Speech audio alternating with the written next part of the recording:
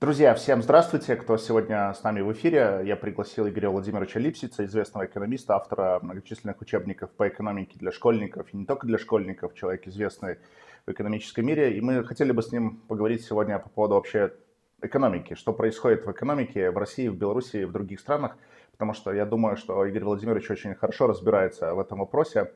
Игорь Владимирович, здравствуйте. Добрый день, здравствуйте. Вот у меня к вам первый вопрос. Как вы думаете, Россия преодолела санкционное давление, приспособилась как-то, о чем вот говорят часто в СМИ, или все-таки есть какие-то трудности? Ну, смотрите, значит, ответ он неоднозначный, потому что что-то Россия научилась делать. Поскольку в России довольно много лихих бизнесменов, то какие-то каналы для обхода санкций были возведены, построены, проложены, прорублены, как хотите. Какие-то подсанкционные товары в Россию все равно приходят. И нельзя сказать, что Россию полностью отрезали от тех брендов, к которым привыкли богатые. Богатые, да, будем различать, что россияне это есть. Бедные есть богатые, это разные совокупности людей. Но при этом что произошло? Вот это прокладывание обходных путей, оно в общем в значительной степени получилось за счет теневой деятельности. Официальной деятельности за санкции не получается, скажем, провести любые платежи по внешней торговле через какие-то нормальные, обычные банковские каналы не получается, поэтому возникла некая такая совокупность лихих бизнесменов, которые каким-то третьими, четвертыми, шестыми путями заводят деньги в Россию от экспорта и выводят деньги из России за импорт. Уже такая целая получилась большая группа, ее начинает изучать. У них довольно большой объем доходов, по оценкам до 15 миллиардов долларов.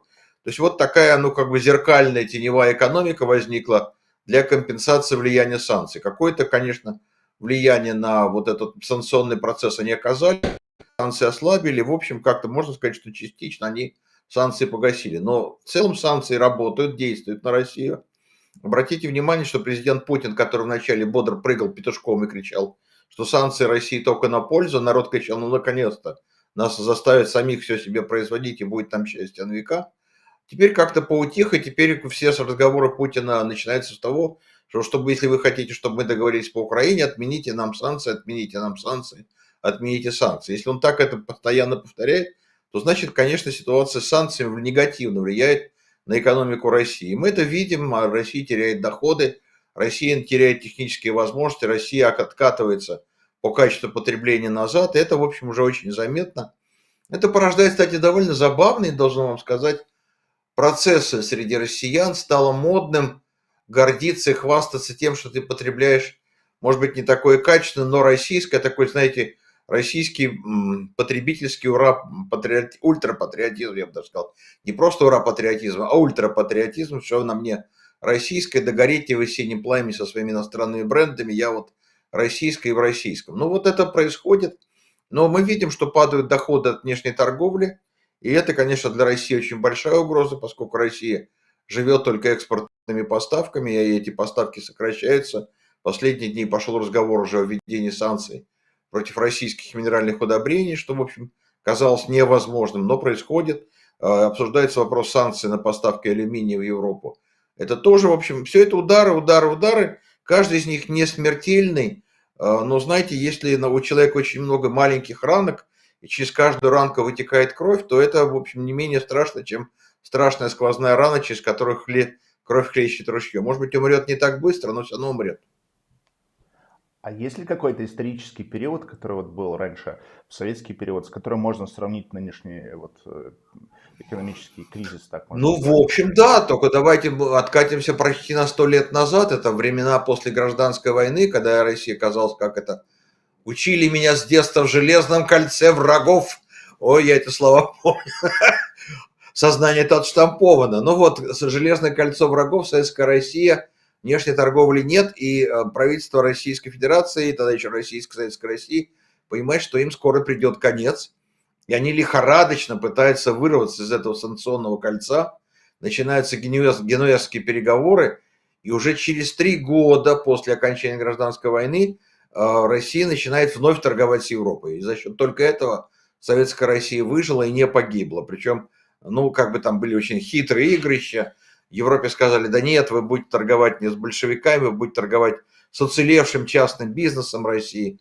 Европа сказала, ну если с частным, а не с государственным, то мы еще как-то так согласны. Но это все недолго продержалось, потом они начали бодро торговать с государственными структурами. Но уже 3 года большевики продержались в Железном кольце под санкциями, потом поняли, что страна рухнет и начали срочно выходить.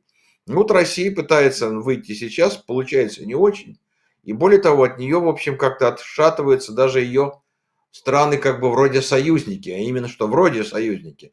Смотрите, на днях была такая довольно любопытная история. Путин в 2016 году заявил, что он нашел крупнейшего покупателя на российскую пшеницу, это Китай. Что заключена историческая сделка, Китай будет крупнейшим покупателем российской пшеницы, и мы вот западный мир весь заставим с голода пухнуть, а мы вот будем продавать пшеницу российскую Китаю. И это будет гигантский объем поставки, будет счастье. Значит, прошло, как вы понимаете, уже 9-й год идет, нет поставок. То есть руководство Китая не хочет покупать российскую пшеницу, и поставки не идут. И это, в общем, довольно сильный удар по российскому зерновому хозяйству, по сельскому хозяйству. То есть, в общем, нет такой желательности российского товара даже для стран, которые кажутся союзниками России. Китай не очень любит. Китай сейчас не только что пшеницу не очень покупает и вообще практически не покупает. Он сокращает закупки российского энергетического угля, что уже загнало угольную промышленность России в беду. Он начинает сокращать закупки российской нефти. Ну, в общем, в России остается не так много товаров, которые он может продать даже Китаю. Поэтому, конечно, ситуация у него становится не очень хорошей. А как же пресловутый разворот на восток, о котором так много говорили? То есть, получается, сейчас для России разворот-то не очень-то и выгодный стал, потому что очень много говорили, что Россия должна быть независимой, развернуться на восток, стать вот таким новым тигром экономическим, но как-то не очень идет. Ну, знаете, разворачиваться же можно на разное количество градусов. Ну, можно сказать, что раньше Россия стояла в полоборота Китая, а теперь повернулась спиной, и Китай ее, соответственно, в этой позе очень активно имеет. Это абсолютно ровно та картина, потому что Китай не вкладывает никаких денег в российскую экономику, то есть никакого общения и никаких нежных поцелуев нету. А вот что он продает? Он России продает то, что Россия может оплатить своими товарами. Поэтому, скажем, автомобильный рынок России отдан китайцам практически полностью. И то Китай, знаете, как-то отшатывается. Вот это очень интересный процесс, как Китай откатывается, отшатывается, отодвигается от России. Я просто приду крохотный пример. Наверное, лет 10, что ли, назад Китай открыл в России 2 банка своих, практически государственных, которые должны были обеспечивать развитие внешней торговли, инвестиционной деятельности. Казалось, что так и будет. А в прошлом году оба эти банка довольно сильно, в разы, сократили свои активы в России. То есть стало понятно, что китайцы не видят никаких перспектив инвестирования в России. Они просто, что называется, деньги, капитал банков вывели, потому что здесь эти деньги ну, просто не нужны. Поэтому мы не видим никаких крупных инвестпроектов, но в лучшем случае какие-то отдельные случаи такой крупноузловой сборки автомобильной промышленности, то их очень немного. То есть Китай, ну, продает какие-то товары, чтобы поддержать свою экономику, но никакого такого явного желания сотрудничать, сделать Россию своим таким стабильным и крупным экономическим партнером китайцы не предъявляют, не проявляют и не демонстрируют. Поэтому никакого такого приятного для России поворота на восток не состоялось. И поэтому очень характерным было заявление года полтора назад Собянина, мэра Москвы, о том, что мы-то думали, что на Востоке у нас есть друзья, оказалось совсем не друзья, они нам технологии не дают, и вообще ведут против нас на самом деле экономическую войну. И если что и продают, то продают втридорого. Ну, такое вот глубокое разочарование, он-то думал, что он повернулся личиком, а китайцы его развернули еще на 90 градусов, да, ну и на 180 практически, и теперь его, соответственно, сзади обслуживают. Ну, в общем, нехорошо это для России, никакой пользы от этого поворота на восток не произошло. Собственно, российские экономисты и говорили, что никогда в истории России не было, чтобы Россия, в общем, активно сотрудничала с Азией, с Китаем, и за счет этого как-то развивалась. Россия всегда развивалась сотрудничеством с Европой. Поэтому этот поворот на восток – это бессмысленная и неудачная попытка. А вот что касается Индии, вот известно, что там торговля с Индией выросла, при этом Россия не может свою валюту из Индии забрать. Как-то этот вопрос смогли отрегулировать или нет? Ну, там сложно. На самом деле, ответить однозначно не могу. Российские банкиры кричат, что они проблему решили. Создали какие-то схемы конвертации. Не знаю, так или не так, не могу сказать. Вот. Но, с другой стороны, значит, официально звучит то, что правительство Индии выслало навстречу России и разрешило рупии, полученные за российский экспорт, инвестировать в индийские ценные бумаги и в капитал индийских компаний. Как-то это не сочетается с тем, что Россия легко выводит рупии обратно к себе и получает доход. Так что тут картина неоднозначна, и, в общем, такого ощущения, что Россия действительно полноценно решила проблему зависающих рупий в индийских банках, нету. Более того, мы видим, что даже по отчетности Центрального банка России остатки средств на счетах российских компаний за рубежом растут. То есть люди продают товар на экспорт, получают какие-то деньги. Эти деньги в Россию не возвращаются. Они седают в зарубежных банках. Почему? Это вот отдельный разговор. То ли не могут, то ли это какая-то особая игра, чтобы деньги были за рубежом, чтобы можно было ими что-то оплачивать, не могу сказать. Но здесь, еще раз, российская экономика перестает быть прозрачной, легальной, она становится все более теневой, криминальной или полукриминальной и секретной. И поэтому понять, что происходит до конца, все труднее и труднее. А вам кажется, был ли какой-то экономический мотив у Путина, когда он принимал решение атаки на Украину? Я бы сказал, знаете, Дмитрий, политэкономический. Вот почему-то все ищут экономические резоны, но кто там мне про месторождение лития рассказывает, кто про угольную и металлургическую промышленность Украины что-то поет. Как вы знаете, от угольной и металлургической промышленности там мало чего осталось после стольких-то лет войны, да, поэтому там все очень сложно.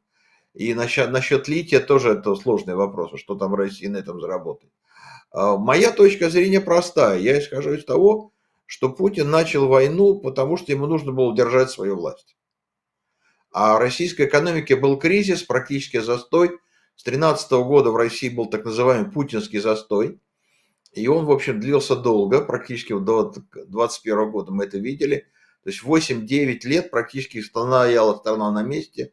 Благосостояние населения не росло, экономика не увеличилась. Был тяжелый застой, выходить было непонятно как. То есть деньги, которые входили за нефть, они куда-то уходили, утекали, растекались.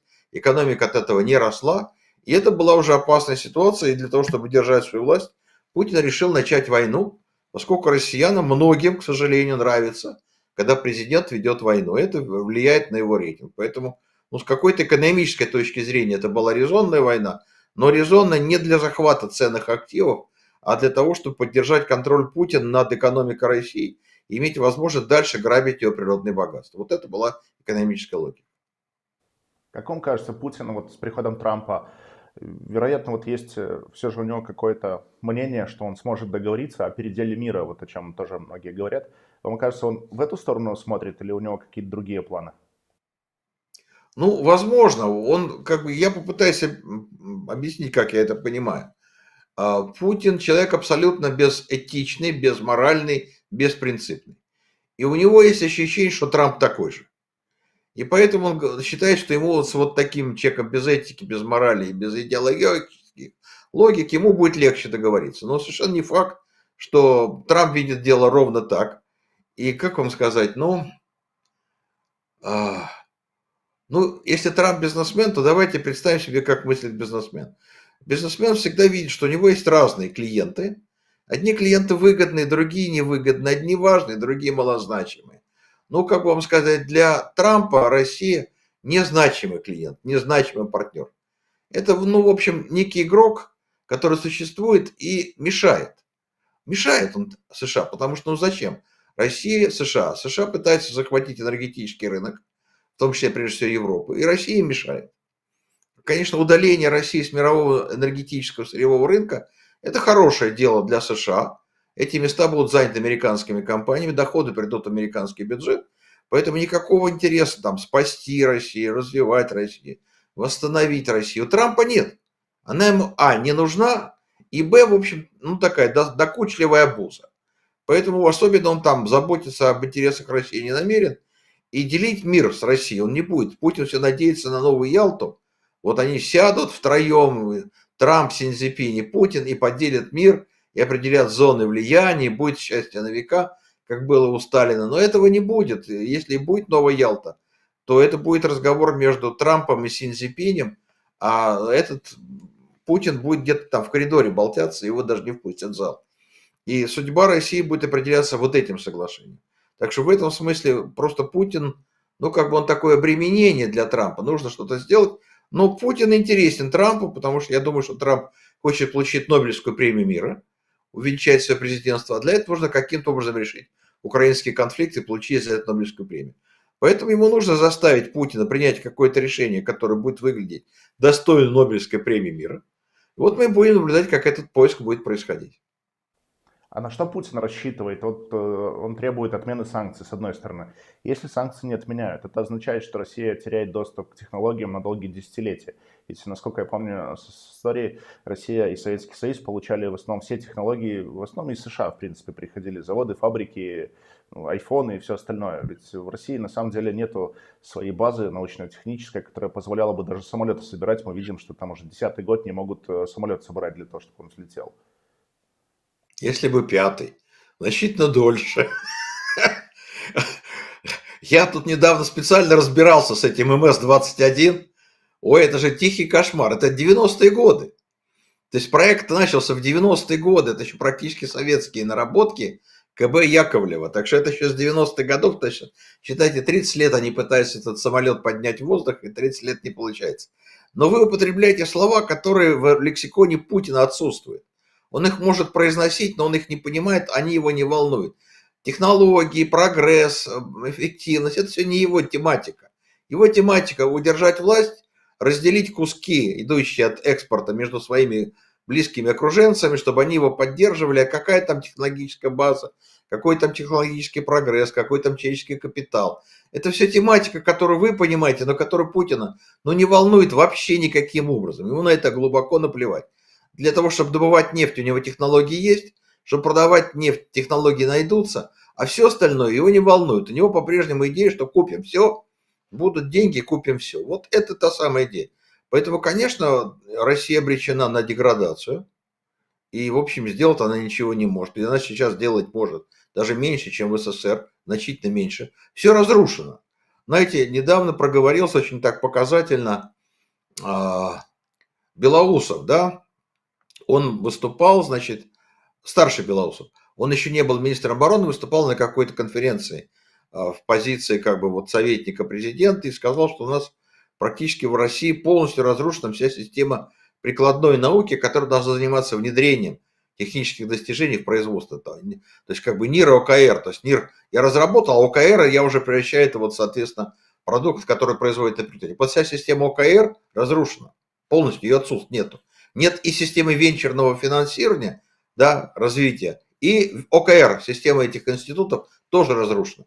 Поэтому в России нынешней просто нет механизма внедрения научно-технических достижений. Я уж не говорю, что сама разработка этих достижений проблематична. А как только кто еще разрабатывает, его сажают в тюрьму. В этом смысле стала совершенно страшная страна, которая силами ФСБ разрушает экономику так же, как НКВД разрушал экономику Советского Союза, когда они убивали ведущих конструкторов и гробили тем самым развитие. И если бы их до конца не остановили, то они бы и Королева, как вы помните, загробили. Да? То есть в этом смысле вот ФСБ, так же как НКВД, разрушает экономику. И похоже, что даже шарашки не создаются. У меня была гипотеза, когда начали физиков сажать, что вроде шарашки должны появиться. Но судя по тому, что никакой информации об этом не просачивается, а все-таки общение с семьями идет, шарашек тоже нет, просто сажают. Чтобы получить звездочку на погоны, разрушает научно-технический потенциал и возбуждает дела по ученым, и уничтожает тем самым будущее. А молодые ученые на это глядят, и как-то на нары не хочется, и начинает искать пути отъезда. В этом смысле мы видим, сколько уже ученых уехало. Могу сказать, что сколько не ищешь какой-нибудь зарубежный университет, обязательно находишь русские фамилии, просто автоматом. Уже теперь нет университета, мне кажется, в мире, где нет русской диаспоры. Вот это беда, поэтому, конечно, страна обречена на долгую беду, на долгую деградацию.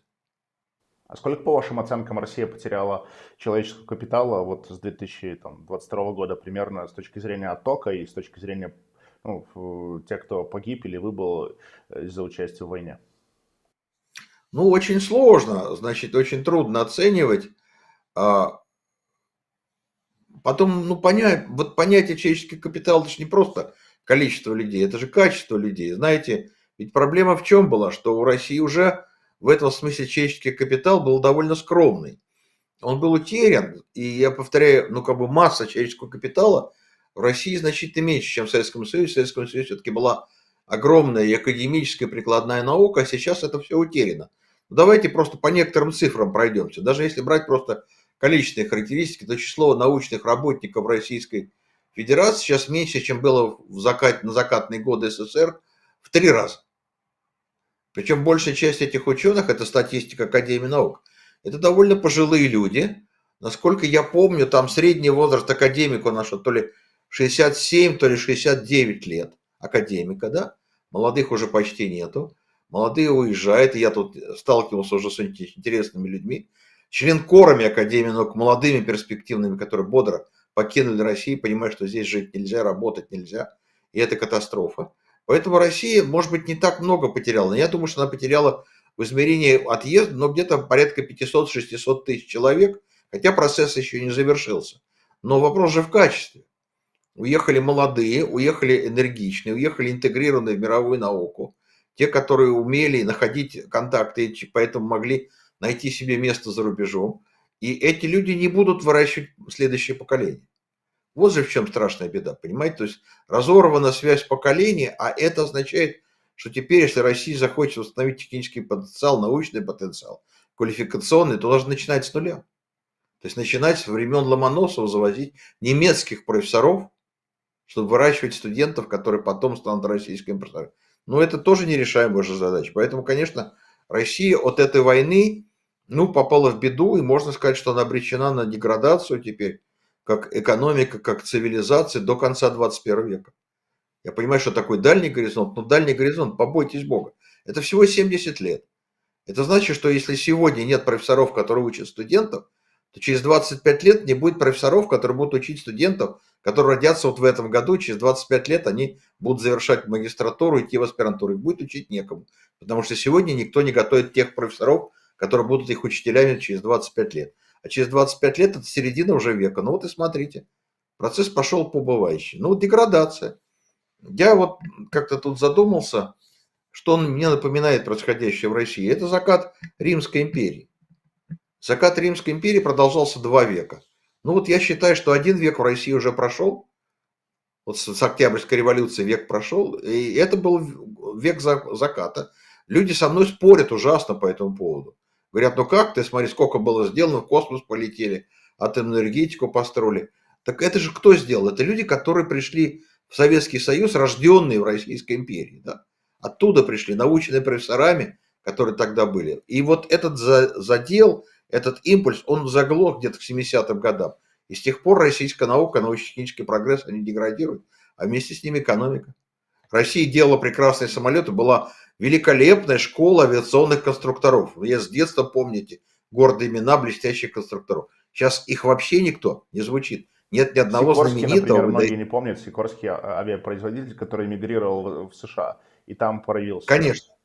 Да бог с ним, в России-то были сколько? Это же не один Туполев, это был Ильюшин, это был Яковлев, Микоян, значит, Гуревич, это был Бериев, это было много, я уж не говорю про Антонова с Украины.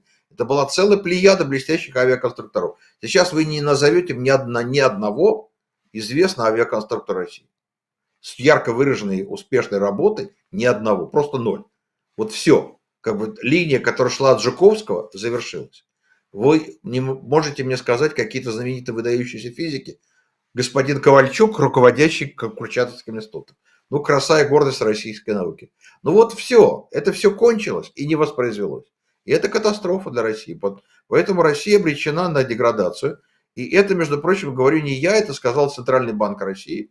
Они еще в 2022 году написали очень такой жесткий доклад о том, что основная линия развития России, так называемая обратная индустриализация, очень аккуратный термин, означающий, что Россия обречена теперь возвращаться из 21 века с его технологиями в 20 век с его устаревшими технологиями, и по устаревшим технологиям делать устаревшую продукцию, скопированную с западных образцов. Ни на что другое она уже не способна. Это дорога назад, дорога в деградацию, дорога, в общем, потерю цивилизационного уровня, который был, ну, в общем, на начале даже 21 века он немножко еще сохранялся. Теперь он утерян. На ваш взгляд, почему Путин хочет восстановления Советского Союза, ну, хотя бы в каких-то приблизительных границах? Почему его туда тянет? Это очень такой тяжелый вопрос. Я над ним очень много думал.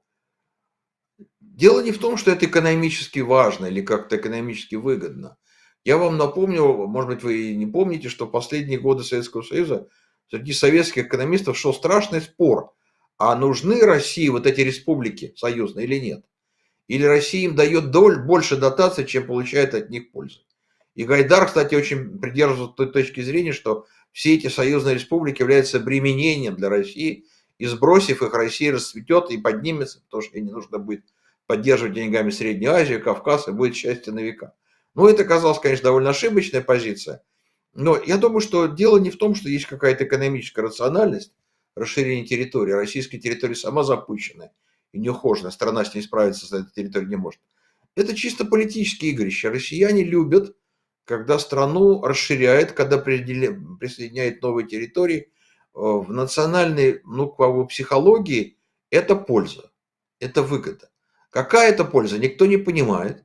Но вот подсознательно захватили территорию, страна стала богаче, жить будем лучше. Это никогда не подтверждалось, но в сознании россиян это сидит. Путин это понимает, и Путин на этом играет.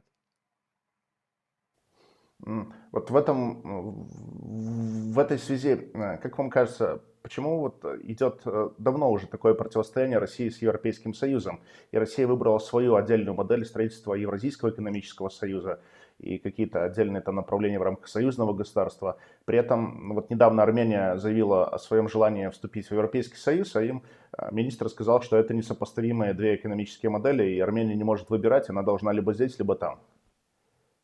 Кто не с нами, тот против нас. Еще раз, Дмитрий, страной управляют большевики. Со мной народ по этому поводу ужасно спорит, ругается, говорит, что вы такое говорите. А я говорю, как в 17 году большевики пришли к власти, так они продолжают Россию управлять по сей день. Менялись лица, но преемственность остается. И по сей день все люди, которые руководят Россией, это бывшие члены КПСС, принесшие вот эту ментальность абсолютно в нынешний мир и воспитанные в логике КПСС.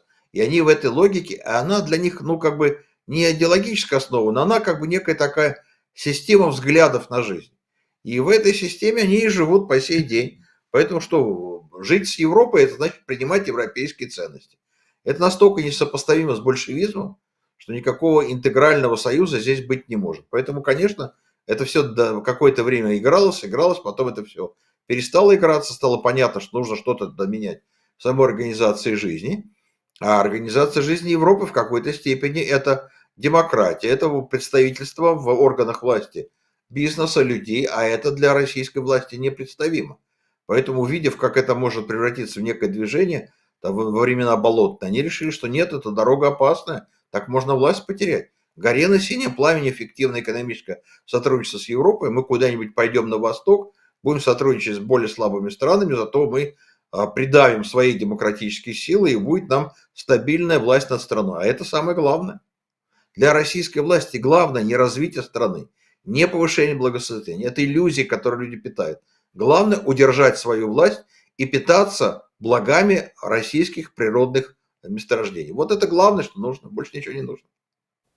Почему для Кремля так важна Беларусь в нынешнем виде, как территория, ну, как государство, которое зависит от России, потому что после 2020 года Беларусь попала тоже под санкционный пресс, и сейчас по статистике официальные 70% торговли Беларуси приходится на Россию. Почему настолько это важно для Кремля? Я думаю, что здесь несколько причин. Первая причина абсолютно иррациональная, что Беларусь является неким плацдармом, значит, защиты российской территории. Да?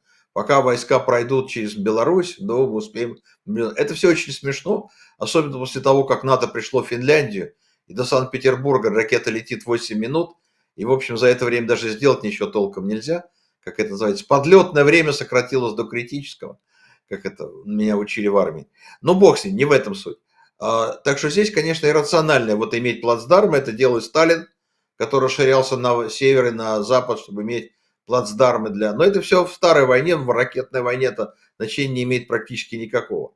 Это другое, это вот создать ощущение, что опять Россия это империя, что другие народы признают главенство русского народа и склоняют голову перед старшим братом. Вот эта игра, она играется. И она имеет некую основу. Ну вот россиянам это нравится. И вы посмотрите графики колебания рейтинга президента Путина. Когда он начинает войну против какой-то соседней державы, его рейтинги поднимаются. Россиянам это нравится. Может быть, конечно, не всем, и, к счастью, не всем. Но многим нравится, и Путин это понимает. И когда он говорит, что мы тут скоро Беларусь присоединим, россияне говорят, правильно, что тут, это наша часть, это наша территория, надо присоединять. И Украину то же самое. Никакой особой выгоды нет. Экономика Украины до войны была очень проблемной экономикой. Но вот нужно присоединить, чтобы было главенство русского народа над всеми окружающими народами. Путин это практически озвучивает открыто. Так что чего вы удивляетесь? Александр Лукашенко недавно заявил, что он собирается провести первый в мире эксперимент над ценами, сделать их справедливыми. Вот, как вам кажется, по-моему, нет такого понятия «справедливая цена».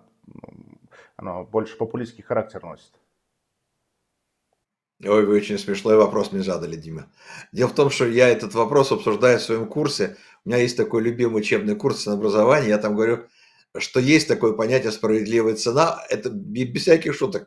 Вот серьезно, вот вы возьмите юридические документы Юга Европы, там попадается такой термин fair price. И, кстати, на фондовом рынке блуждает понятие fair price. Но только надо вспомнить, что такое справедливая цена. Дело в том, что до того, как Колумб поплыл в Америку, Европа была такой затхлой территорией без прогресса. И это означало, что туда привозили одни и те же купцы, одними и теми же караванными путями, одни и те же товары, продавали на одних и тех же рынках по одним и тем же ценам. И цены, ну, как бы они поколениями не менялись, и человек проживал всю жизнь с одной ценой. И возникло ощущение, что вот эта стабильная цена, это вот божеская цена, справедливый, fair price, да, справедливая цена. Но потом Колумб открыл Америку, пошло золото, началась первая инфляция, и все эти справедливые цены сгинули мигом. Нет такого, конечно, экономического понятия справедливая цена, это все глупости. Есть какая-то государственная цена. Ну вот мы наблюдали, к чему это приводило в Советском Союзе. В Советском Союзе были, как считал, справедливо низкие розничные цены. Необходимость соблюдения низких розничных цен была прямо предусмотрена программой КПСС. Вот. Но толку от этого не было, были низкие формальные цены, только товаров не было. И нужно было стоять в очередях. Вот это расплата за справедливые цены. Это все, конечно, абсолютно тупиковая ветвь, но поскольку весь как бы, режим управления Лукашенко тупиковый, то он и ищет тупиковые решения каких-то частных вопросов. Нельзя построить справедливую систему цен, потому что всегда есть экономика, в которой у людей разные интересы. Тот, кто производит, хочет продать дороже, тот, кто покупает, хочет купить дешевле. И это объективное противоречие, которое всегда существует. На рынке оно как-то решается к обоюдной выгоде. Это в курсе экономической теории мы объясняем, мы это научились понимать. А попытаться это как-то сверху решить, это только гибель для экономики. Как вам кажется, если в России будет масштабный экономический кризис или какие-то проблемы там, со вкладами населения, с заморозкой вкладов, если это произойдет, это насколько очень серьезно отразится на экономике Беларуси и не только Беларуси, например, Казахстана или других стран? Ну, смотрите, значит, проблема же в чем состоит, что Беларусь в определенной степени может выиграть от экономического кризиса, потому что в этот момент могут даже снизиться цены на энергоресурсы, которые идут из России. Но с другой стороны упадет спрос на товары белорусские, потому что впереди у России очень сильное падение благосостояния населения, и оно начнется уже в этом году, потому что в этом году практически в России прекратится, насколько я это понимаю, насколько я это вижу, прогнозирую, рост заработной платы. Он шел несколько лет, сейчас он прекращается, уже мы это видим. И будет дальше эта остановка замечаться все активнее. А вот цены в России растут, поэтому реальные доходы падают, и покупательная способность падает. И кроме того, президент Путин поставил задачу сократить импорт.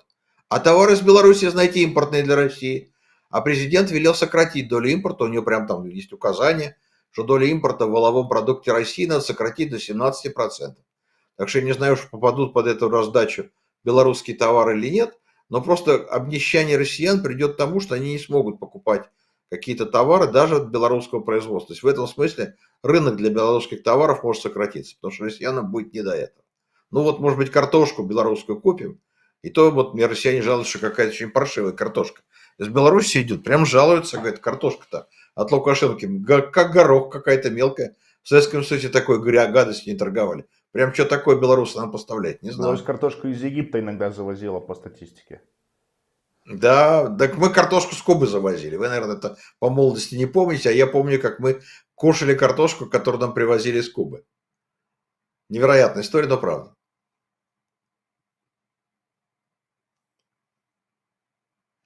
Ой, не слышу звук. Звук пропал.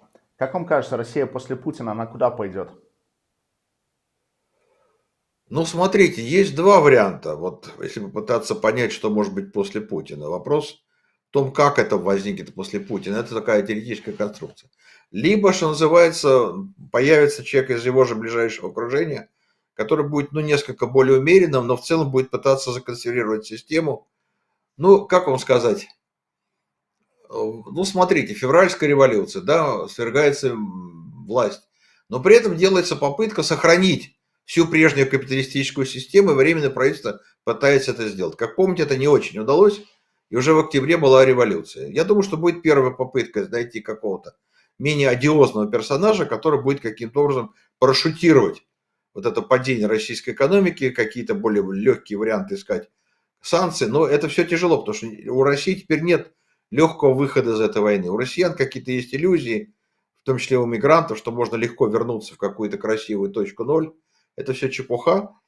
Россия теперь обречена маяться с военной промышленностью, платить какие-то компенсации Украине, это будет разрушать ее экономику, делать ее все более нищей. Поэтому, ну, какой-то вариант может быть один, это вот то, что я сказал, это еще как бы для россиян хороший вариант, какой-то такой проходной персонаж, который, в общем, пытается сохранить прежнюю всю структуру, но все-таки как-то чуть выползти из этой беды, в которую Путин загнал страну. И вариант совсем страшный, это распад страны на территории, не по национальным признакам, а по каким-то экономическим, случайно политическим, превращение России, ну, скажем так, в мягкую конфедерацию. Это довольно страшный вариант, потому что неизвестно, удастся ли удержать контроль за этими территориями, избежать какой-то там схватки между ними, передела территорий между ними, конфликтов по поводу экспорта через территорию каждой страны, удержать контроль за ядерным и баллистическим оружием. Это страшный вариант, который чреват, ну, практически огромной бедой, почти гражданской войной, или, во всяком случае, огромными трудностями, как после распада СССР. А каких-то других вариантов оно не просчитывается, не прослеживается. В России нет ни одной концентрированной политической силы, которая способна выбрать какой-то разумный, рациональный курс спасения страны после вот начала СВО, выхода из этой беды и возвращения в лоно цивилизованных стран. Но нет такой силы. Страной управляют чиновники, силовики, и кроме них никого в стране не осталось. Игорь Владимирович, спасибо большое. Я думаю, что мы можем продолжить, потому что мне кажется, что стоит еще обсудить очень много вопросов и про технологии, и про влияние современных технологий в виде искусственного интеллекта на экономику, на будущие перспективы. Вот. Но я думаю, что подписчики, кто смотрит эфир, могут потом вопросы оставить, и мы их в будущем обобщим. Спасибо огромное. Всего доброго, счастливо. Спасибо.